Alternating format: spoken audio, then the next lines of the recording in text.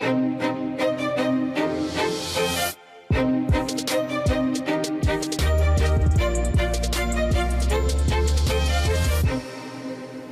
à tous et bienvenue dans l'interview. Plusieurs listes citoyennes se présentent aux élections de ce dimanche et parmi elles, Plan B, une liste qui s'était déjà présentée aux élections communales à la ville de Bruxelles au mois d'octobre. À la tête de Plan B, Annick Letécheur. Bonjour. Alors, dites-moi, qui êtes-vous? D'où venez-vous?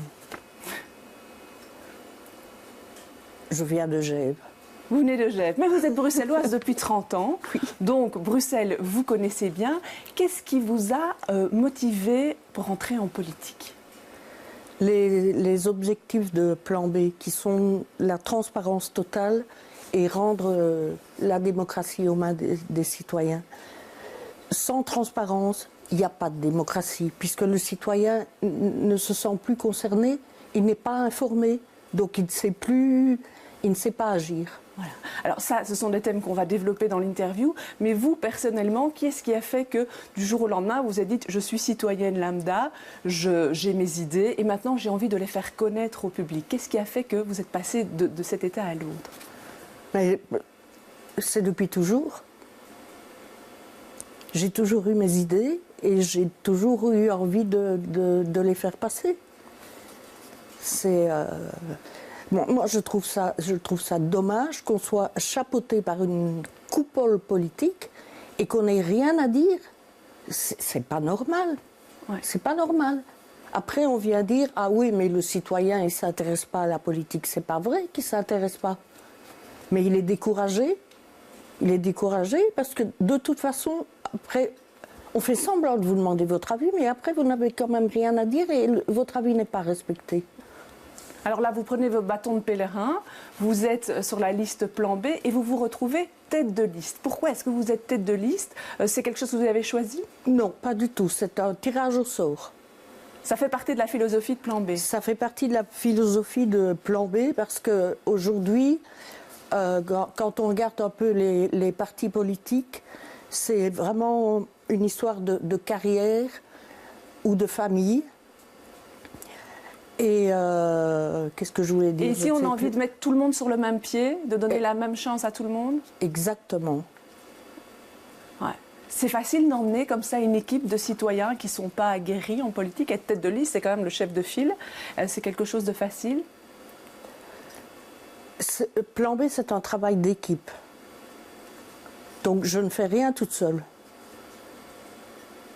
C'est une équipe de combien de personnes? Sur la liste, on est 16. Et tout le monde est investi? Pas tout le monde de la même façon, mais l'idée, c'est quand même de s'investir. Et de toute façon, les réunions sont ouvertes à tout le monde. Si vous voulez venir mardi prochain à l'une de nos réunions, vous êtes invité, il n'y a pas de souci. Et comment ça se passe pendant la campagne? Quand vous allez à la rencontre de l'électeur, les gens sont intéressés, sont étonnés de voir cette liste parce qu'elle n'est pas très connue. Elle n'est pas très connue, c'est normal, elle est toute récente. Ouais. Mais oui, les gens sont intéressés et partout on entend le dégoût de la politique actuelle. Ouais. Ça, c'est l'élément qui vous frappe. Quand on regarde un petit peu le programme de votre parti, on dit que Plan B est né du besoin de passer d'une démocratie représentative à une démocratie plus large, participative, délibérative. Ça se traduit par quoi? C'est la volonté d'organiser la démocratie comment? Et avez-vous l'impression qu'on vit en démocratie? Dites-le-moi. Moi, je ne vais pas vous donner de réponse par rapport à ça, mais simplement, c'est pour améliorer la démocratie, qu'est-ce que Plan B propose? Mais justement, d'être à l'écoute du citoyen, de représenter vraiment le citoyen.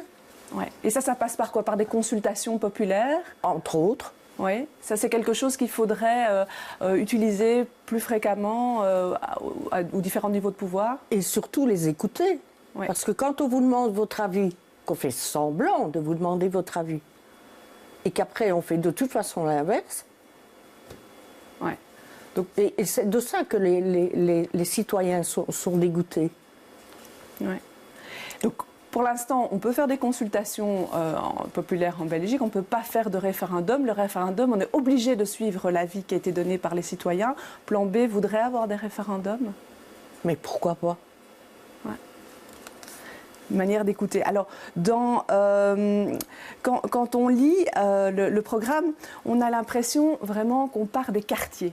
Qu'on part des quartiers comme vraiment nœud de vie pour construire un peu la politique à Bruxelles. C'est important, les quartiers, pour Plan B? Et ça a son importance dans le sens que qui connaît le mieux son quartier? Celui qui y vit. Moi, je ne connais pas les quartiers de Jette, je ne connais pas les quartiers d'Uccle. Mais ma rue, mon quartier, je le connais. Là, vous êtes experte de la réalité de votre quartier. Experte, je ne dirais pas, mais quand même. Ouais. Qui peut le mieux connaître les problèmes de son quartier que celui qui y vit? Ouais.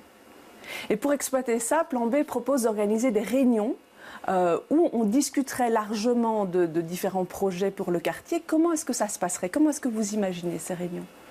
Aucune idée. C'est à envisager avec les gens. C'est à inventer au fur et à mesure. Voilà. Parce que pour l'instant, il y a parfois des réunions participatives, mais c'est un peu toujours les mêmes personnes qui s'y trouvent. Est-ce qu'elles sont représentatives de tout le quartier? On ne sait pas. Quelles sont les pistes quand même qu'on pourrait donner pour améliorer ces réunions? Ouais, déjà le contact avec les gens, c'est la première chose. Et puis c'est vraiment une démocratie à réinventer ensemble, quoi. On n'est pas dans un système démocratique. Pour vous? Vous trouvez qu'il n'y a pas de démocratie? Non, il n'y en a pas. Ouais. Un des éléments de votre programme, c'est de créer une antenne par quartier. Alors dans cette antenne, il y aurait un commissariat, il y aurait une antenne administrative et un espace citoyen. Qu'est-ce qu'on y ferait dans cette antenne? Je ne peux pas vous répondre.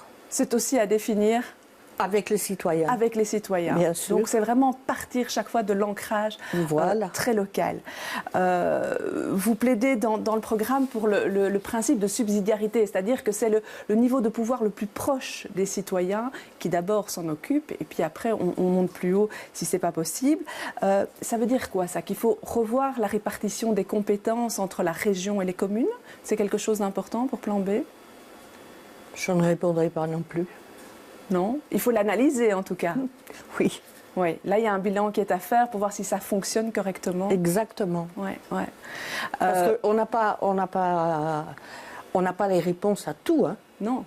Justement, c'est ça l'objectif, c'est ensemble recréons une démocratie.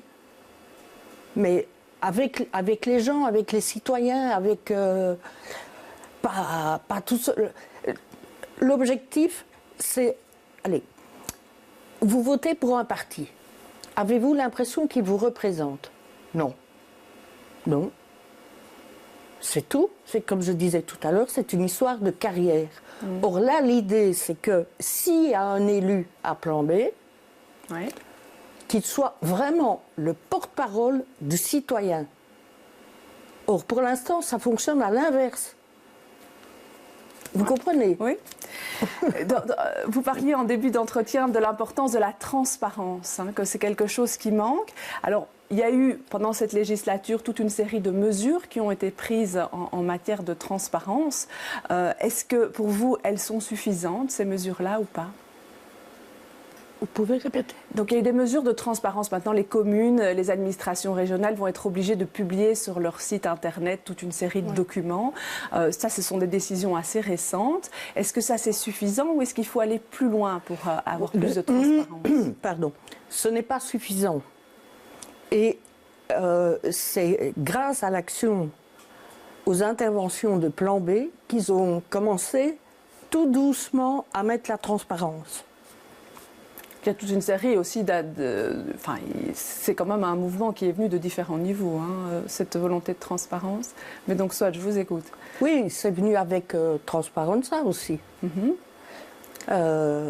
avec qui on a beaucoup collaboré. Mais la transparence, elle n'est pas encore là. Il y a certains élus qui ont dit oui, oui, on va vous donner les comptes et tout ce qui s'ensuit. On les attend toujours. Ouais. Un outil aussi dont parle Plan B, c'est les interpellations citoyennes. C'est quoi? Au conseil communal? Ce sont bon, comme on parlait des quartiers là tout à l'heure, les interpellations citoyennes par rapport à certains problèmes dans certains quartiers, on rédige une interpellation citoyenne qu'on peut rentrer au conseil communal. Ouais. Et ça, depuis le mois d'octobre, notamment à Bruxelles-Ville, ça a été fait à plusieurs occasions. Bien sûr. C'est une manière d'avoir des réponses directement, sans passer par les élus. C'est ça l'intérêt?